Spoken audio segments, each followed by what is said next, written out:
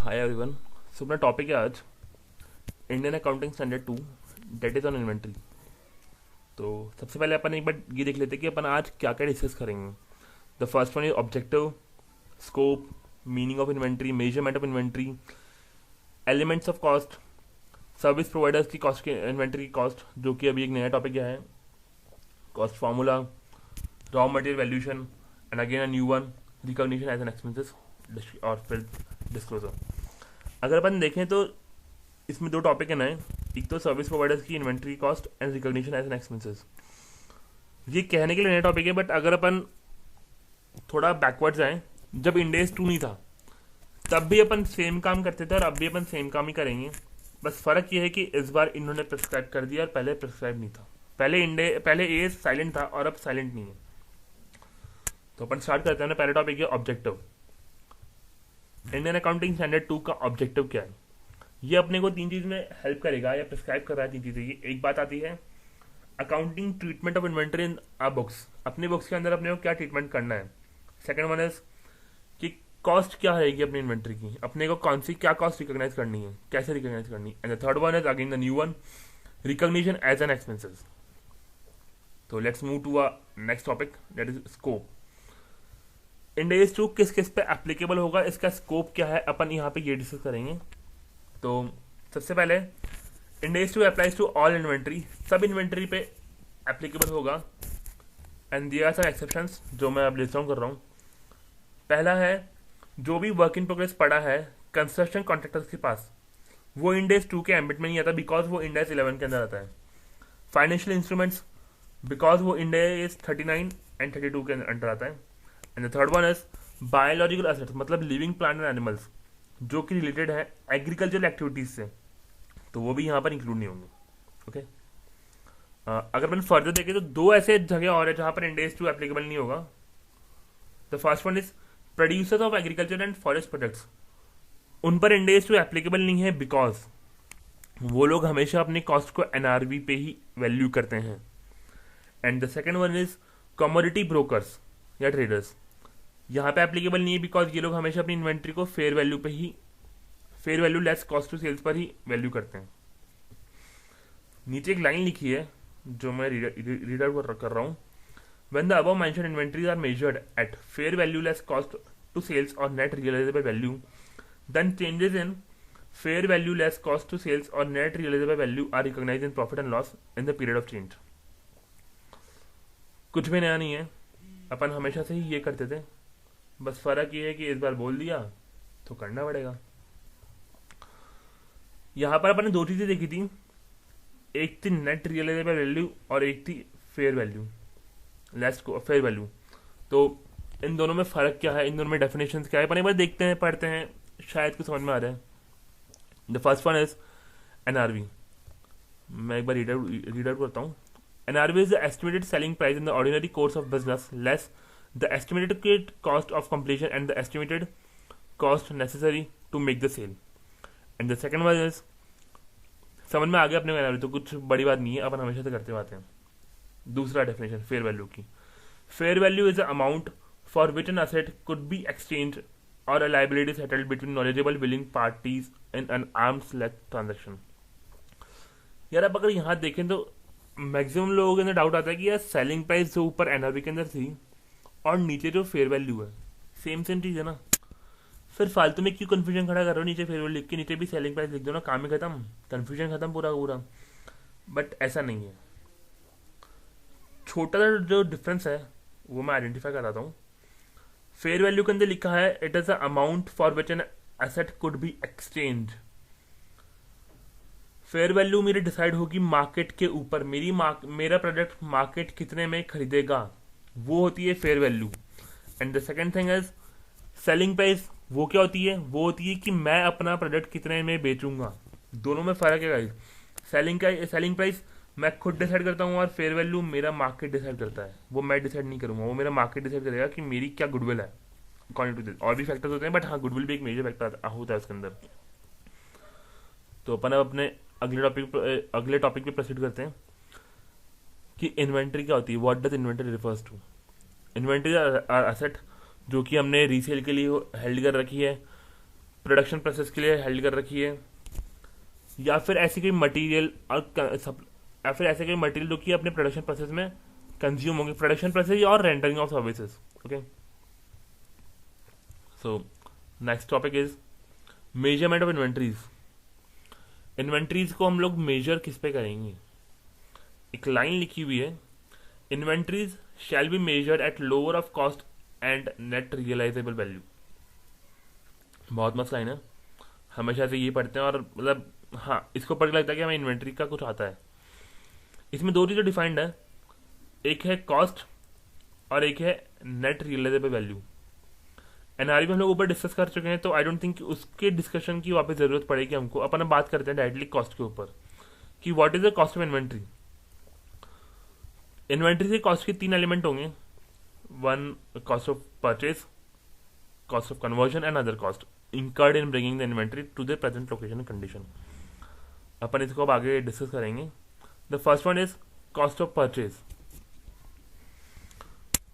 अगर अपन अपनी सिंपल सीधी भाषा में बोले तो कॉस्ट ऑफ परचेज वो होती है कि भैया मेरे को सामान खरीदना था, टोटल उतने रुपए जितने में मेरा सामान मेरे पास आ गया वो मेरी कॉस्ट ऑफ परचेज होगी। इंडेज भी ये बोलता है, मेरी परचेज प्राइस, मेरी ड्यूटीज, मेरे टैक्सेस, मेरे ट्रांसपोर्टेशन चार्जेस, मेरी हैंडलिंग चार्जेस, सब कुछ उसमें इंक्लूड करूंगा। The cost which are directly attributable to the acquisition, वो सब मेरी कॉस्ट में इंक्लूड होगी। फर्दर ऐसे टैक्सेस और ड्यूटीज जो कि नॉन रिकवरेबल हैं, खाली वो ही उसमें इंक्लूड होंगे। अगर कोई रिबेट, कोई डिस्काउंट, कोई ट्रेड डिस्काउंट है, कोई रिबेट है, तो वो हम अपनी कॉस्ट ऑफ परचेज के अंदर इंक्लूड नहीं करेंगे। The second one is cost of conversion. भाई मेरे पास मेरा रॉ मटेरियल आ गया, अब मैं मार्केट में बेचता हूँ फिनिश गुड्स, तो मैं अपने रॉ मटेरियल को अपने फिनिश गुड में कन्वर्ट करूंगा, तो उस पर जो कॉस्ट लगेगी दैट इज डायरेक्ट कॉस्ट, वो भी उसमें इंक्लूड रहेगी, वो होगी cost of conversion. Okay, the third element of the cost, other cost. Other cost are include only to the extent that are incurred in bringing down the inventory, bringing the inventory to the present location and condition. ये एक inclusive statement है। हालांकि अपन ने ऊपर लिख दिया कि हाँ, ऐसी कॉस्ट जो कि इंकर्ड हुई हो bringing the inventory to the present location and condition, तभी वो इंक्लूड करना। फर्दर कुछ एग्जांपल्स दे रखें कि ये कॉस्ट अपने इंक्लूड नहीं करेंगे। The first one is abnormal amount of waste material. अपने एबनॉर्मल वेस्ट जो होंगे वो कभी अपने स्टॉक के इंक्लूड नहीं होते, अपनी स्टोरेज कॉस्ट कभी इंक्लूड नहीं होगी, अपने ऑफिस एक्सपेंस कभी इंक्लूड नहीं होंगे और अपने सेलिंग कॉस्ट इंक्लूड नहीं होंगी। स्टोरेज कॉस्ट और एडमिनिस्ट्रेटिव ओवरहेड्स के सीन ये हैं कि वो इंक्लूड तभी नहीं होंगे अगर वो एट्रीब्यूटेबल नहीं है, तो अगर एट्रीब्यूटेबल है तो वो इंक्लूड होंगे। अपना नेक्स्ट टॉपिक है cost of inventories for a service provider. अपन एक बार पढ़ते हैं उसमें लिखा क्या है। Inventories of service provider are value at the cost of the production. These costs consist primarily of a labor and other costs of personally directly engaged in providing the service, including supervisory persons and attributable overheads। कुछ नया नहीं है, जो हम लोग हमेशा से करते थे, जैसे हम लोग हमेशा से सर्विस इंडस्ट्री के अंदर वैल्यूएशन करते हैं, वो ही सेम यहाँ पर करना है। टोटल कॉस्ट आएगी लेबर की, और अगर कोई और पर्सन है जो कि है ना एंगेजिंग सर्विस के अंदर इंक्लूड है, तो उसकी भी कॉस्ट हम लोग करेंगे इसमें include. The next one is cost formulas. अपन ने ऊपर ये पढ़ लिया कि इन्वेंट्री को वैल्यू करते हैं एनआरवी और cost of which is lower.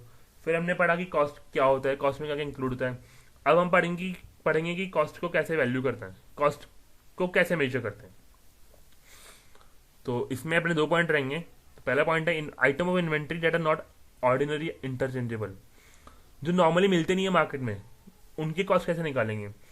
यहाँ पर अपन बात कर रहे हैं एंटीक आइटम्स की, तो यहाँ पर यह है कि एंटीक आइटम्स की कॉस्ट, स्पेसिफिक कॉस्ट अपन निकालेंगे उसकी अलग अलग करके, और वो स्पेसिफिक जो कॉस्ट अपन निकालेंगे वही उसकी कॉस्ट होगी। And the second one is inventories that are ordinary interchangeable. यहाँ बात होती है कि वो इन्वेंट्री जो कि ऑर्डिनरी इंटरचेंजेबल होगी मार्केट के अंदर, उनको अपन वैल्यू, उनकी अपन कॉस्ट निकालेंगे। दो तरीके हैं, first one is FIFO and the second one is weighted average cost. FIFO मतलब फर्स्ट इन फर्स्ट आउट, जो पहले गया जो पहले आया वो पहले गया, and the weighted average as usual अपन जो हमेशा से करते हैं टेबल बना के। आगे अपना एक छोटा टॉपिक है that is raw material valuation. इसको लाना इसलिए पड़ा क्योंकि काफ़ी जगह अभी भी काफ़ी स्टूडेंट्स के दिमाग में एक कन्फ्यूजन रहता है इसके लिए। अपन अगर बाहर मार्केट वगैरह में भी जाते हैं तो अपन वहाँ हमेशा एक ही चीज़ देखते हैं, इंडस्ट्री में अगर हम जाते हैं यहीं पर तो कॉस्ट को हमेशा वैल्यू, रॉ मटेरियल को हमेशा वैल्यू करते हैं कॉस्ट के ऊपर। और मैक्सिमम लोगों के दिमाग में मेंटलिटी बन गई कि हाँ रॉ मटेरियल को हमेशा वैल्यू करना कॉस्ट के ऊपर, बिकॉज एएस और इंडेस यही प्रिस्क्राइब करता है कि रॉ मटेरियल हमेशा कॉस्ट पर ही वैल्यू होगा। बट एक्चुअल में क्या है, एक बार अपन पढ़ते हैं। Materials and other supplies held for use in the production of inventories are not written on because below cost if the inventories products in which they will be incorporated are expected to be sold at or above cost. However, when a decline in the price of material indicates that the cost of the finished products exceeds net realizable value, the material are written down to the net realizable value. In such circumstances, the replacement cost of the material may be the best available measure in their net realizable value. जो पहले आपने पढ़ा अभी, इसके लिए पहले line है, वो अपने को बोलता है कि भैया अगर आपके मटेरियल से जो फिनिश गुड्स बनेगा, अगर वो आपको सोल्ड करना है एट कॉस्ट और अबव कॉस्ट, ओके, अगर अपन उसको सोल्ड करेंगे अबव कॉस्ट तो फिर आप उस मटेरियल को भी कॉस्ट पर ही मेजर करो। अच्छा, अपन इसमें एक एग्जांपल लेते हैं। मेरा रॉ मटेरियल है, उससे मेरा फिनिश गुड्स बनता है बी, ओके, तो मेरा जो फिनिश गुड्स है बी, वो मार्केट में जब मैं बेचूंगा तो मेरे को, जब मैंने इन्वेंटरी निकाली at the year of the end, तो मेरे को पता लगा कि यार मेरा बी जो है ना वो तो मेरे कॉस्ट के ऊपर है, मतलब मेरी बी की वैल्यू मेरी कॉस्ट के ऊपर है, इसलिए मैं उसको मेजर करूंगा कॉस्ट के ऊपर। मेरी इन्वेंट्री जो दिखेगी बी की वो मेरी कॉस्ट पे दिखेगी, तो फिर मेरा जो मटेरियल है वो भी कॉस्ट पे दिखेगा। सेकेंड थिंग जो है, जो अपने सेकेंड लाइन है हाउएवर से जो स्टार्ट हो रही है, इसमें लिखा है कि यार मैंने जो बी बनाया, मैंने जो अपना फिनिश गुड्स बनाया, उसकी जो एनआरवी है, नेट रियलाइजेबल वैल्यू जो है, जो मेरी एनआरवी है वो मेरी कॉस्ट से भी कम है, तो मैं उसे वैल्यू करूंगा एनआरवी के ऊपर। इसलिए मुझे अपने मटेरियल को भी कॉस्ट से कम एनआरवी पे वैल्यू करना पड़ेगा। रॉ मटेरियल के केस में एनआरवी को अपन बोलते हैं रिप्लेसमेंट कॉस्ट, ओके। तो अपन एक बार अपने रॉ मटेरियल वैल्यूएशन का जो डिस्कशन था समराइज करते हैं। कुछ भी नहीं है, सिंपल से इतनी सी बात है कि अगर आप अपने एफ को कॉस्ट पे वैल्यू कर रहे हो तो आर को भी कॉस्ट पे वैल्यू करो। अगर आप अपने एफ को एनआरवी पे वैल्यू कर रहे हो तो फिर आर को भी नेट रिप्लेसमेंट कॉस्ट पे वैल्यू करो। बस इतना सा टॉपिक है इसके अंदर। अपना नेक्स्ट टॉपिक है रिकॉग्निशन एज एन एक्सपेंसेस, जो कि नया टॉपिक है, बट वही बोलूंगा again, nothing new in this. जो अपन हमेशा से करते हुए आ रहे हैं वही करना है। अपन ने इन्वेंट्री की वैल्यू के अंदर कुछ ऊपर नीचे हुआ तो इसमें कल इतना से लिखा है कि उस ऊपर नीचे वाले अमाउंट को उसी ईयर में, उसी पीरियड में एज एन एक्सपेंस रिकॉग्नाइज कर लो, दैट्स ऑल। उसके ऊपर कुछ नहीं है, उसके नीचे कुछ नहीं है, ओके। ऊपर हुआ तो प्रॉफिट रिकॉग्नाइज कर लो, नीचे हुआ तो लॉस रिकॉग्नाइज कर लो, नेक्स्ट रिवर्स कर दो, दैट्स ऑल। इसमें यही है, नया टॉपिक दिखाने के लिए, डराने के लिए, बट नथिंग न्यू। तो अपना डिस्कशन का लास्ट टॉपिक है, दैट इज डिस्क्लोजर। दो अपना अपन इसमें क्या क्या डिस्क्लोज करेंगे वो बात आती है। पहली बात है अपनी accounting policies. Second one is carrying amount of with proper classifications. Third one is carrying amount at fair value less cost to sales. Third one is अपन ने कितना अमाउंट रिकॉग्नाइज किया। नेक्स्ट वन इज कितना अपन ने wrote down किया, कितना reverse किया। The next one is circumstances की हमने रिवर्स क्यों करना पड़ा। And the final one is carrying amount जो हमने एज ए सिक्योरिटी प्लेज कर रखी है फॉर लाइबिलिटीज। तो गाइस अपना डिस्कशन यही ओवर हुआ अकाउंटिंग स्टैंडर्ड 2 इन्वेंट्री के लिए, ओके। So thank you.